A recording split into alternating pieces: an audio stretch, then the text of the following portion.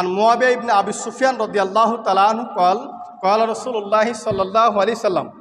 মুআবিয়া ইবনে আবি সুফিয়ান রাদিয়াল্লাহু তাআলা আনহু বর্ণিত, তিনি বলছেন রাসূল সাল্লাল্লাহু আলাইহি সাল্লাম বলেছেন, হাদা ইয়াউমু আশুরা, হাদা ইয়াউমু আশুরা, এই দিন হচ্ছে আশুরার দিন, এই দিন হচ্ছে আশুরার দিন।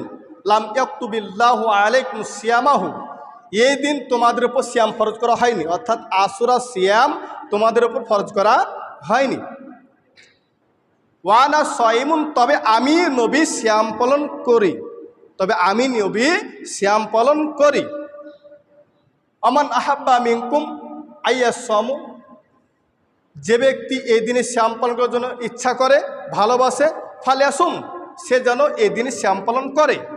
আমান আহাব্বা আইফতিরা, আর যে ব্যক্তিরা ছেড়ে দেওয়ার জন্য পছন্দ করে, ফাল ইফতির, সে যেন ছেড়ে দেয়।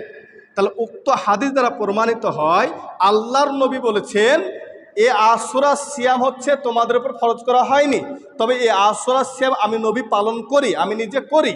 তবে যার ইচ্ছা, যে ভালোবাসে, যে পছন্দ করে সিয়াম রাখতে, সে সিয়াম রাখবেন। আর যার ইচ্ছা পছন্দ করে না, ভালোবাসে না, ভালো লাগে না, সে ছেড়ে দিবে। কিন্তু ছেড়ে দেওয়ার জন্য কোনো পাপ হবে না, আর রাখার জন্য নেকি রয়েছে। আশা করে বুঝতে পেরেছেন। হাদিসটি সহিহ বুখারীর 2003 নম্বর হাদিস। সম্মানিত উপস্থিতি, তাহলে এই দিন সিয়াম পালন করবে একমাত্র শুকরিয়া স্বরূপ, অন্যভাবে নাই।